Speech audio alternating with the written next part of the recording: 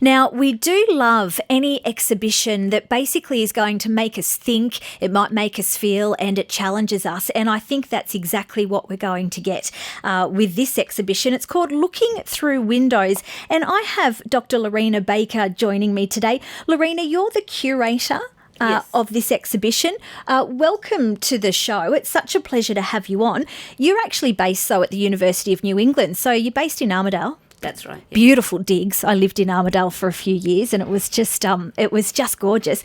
But you've come to Newcastle to curate this exhibition. Now tell us, how did the concept come about? Because it's quite a unique way that evolved. It started as part of a larger ARC project, which is led by Professor John Maynard and Professor Victoria Askins, who are University of Newcastle professors. And so it's a part of a big major ARC called about the mission and reserves and what it was like to live on the fringes of white Australian society from 1883 to 1969. So it's a creative component of that much larger project. Wow, so that's obviously big discussions and it's covering such a huge part of our culture and one that we're not very proud of. So it started, I believe, just with a yarn, with some conversations, and then it evolved into a poem and it grew from there? Yeah, so my area is Western New South Wales and the far west, so the corner country, and people may not know, but out the back of Bourke, so literally beyond Bourke. Wow. And so I talked to my nan about her life and her removal in 1938 from our country in a place called Tibooburra in far western New South Wales, and they were removed by the Aborigines Protection Board and moved to the old Brewarrina Mission. And so she told me that story, and I turned it into a poem as part of a yarning cultural festival that was held in Bourke in 2006. Lorina, how therapeutic was it to do this? I mean, you would have heard some stories that perhaps you hadn't heard before. How did you feel when you were putting this together? What sort of emotions came about? You go through so many emotions. It's quite hard, and even the responses from the elders, it gives me goosebumps even to talk about it and to remember how those elders felt when we sat them down. So we always tried to create a cultural space for our elders, and I held gatherings in every town that I went. So I brought all the elders back together. We spent 2 to 3 days and paid for their cost, all their expenses to come back to Brewarrina. So we had a back to Brewarrina gathering, a back to Bourke gathering.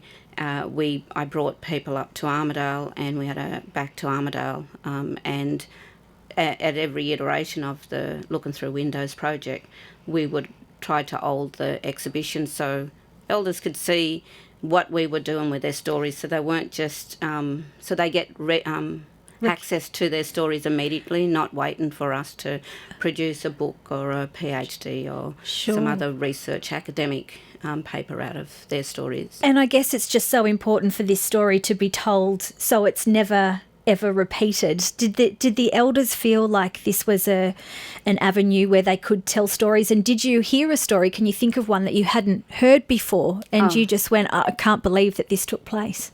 There are a lot of stories. A lot of them were told to me in confidence and off record. Most of it would be when the aunties or uncles would say, I'll tell you this story, but you'll have to turn the recorder off. So they didn't actually want it recorded? No, and they wanted to share it and then and sometimes passing on that, having somebody to listen to that story and to a way of validating it.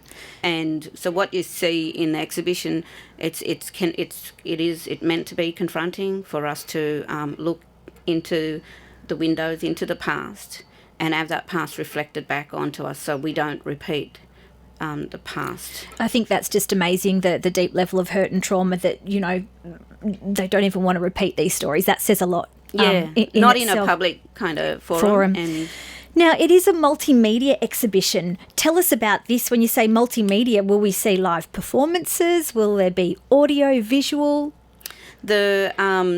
I was open at the audio-visual, but I've got to sort out one of my hard drives that decided to sort of crash yesterday. Oh, technology. It's ruining everything, isn't it? I might have to send that a little bit later to Gillian once I've got it sorted, but it's so from the poem became, the yarn with my grandmother became a poem, which morphed into became the script for the documentary, My Grandmother's Country.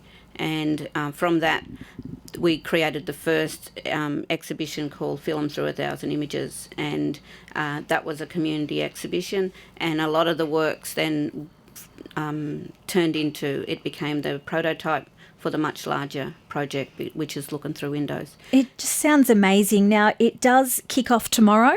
It does. Here at the University of Newcastle. I believe it takes place at 5:30. There'll be performances at 6, and it's actually a travelling exhibition as well. It is. It'll go out to Broken Hill, and we're open to do the performance called Trucked Off. So it's the reenactment of the removal of my grandmother and her family and other Aboriginal people to Brewarrina Mission. So we perform that as part of the opening tomorrow, and rain permitting, we may need to I think where the venue is. So we were starting down at Wallatuka, but we'll see how the rain goes tomorrow and make a decision whether we all meet just up at the gallery. But we'll keep everyone updated as well for those that would like to go along. It does sound amazing. Lorina, if you could, hope for one thing to be taken away from this exhibition, what would that be? I guess the important thing for me and why I've focused on this work is, if you've got everyone has a story, and it's so important to record our elders right now. Time is of the essence, and we're losing so many of our elders, and with them goes their stories, their memories, their experiences, and really what life was like for them, and again, be truthful, upfront, and don't sit back idle. Well, thank you so much for capturing that for us and helping educate us. We can't wait to see it. Thank you for your time today. Thank you. 2NURFM, a broadcast service of the University of Newcastle.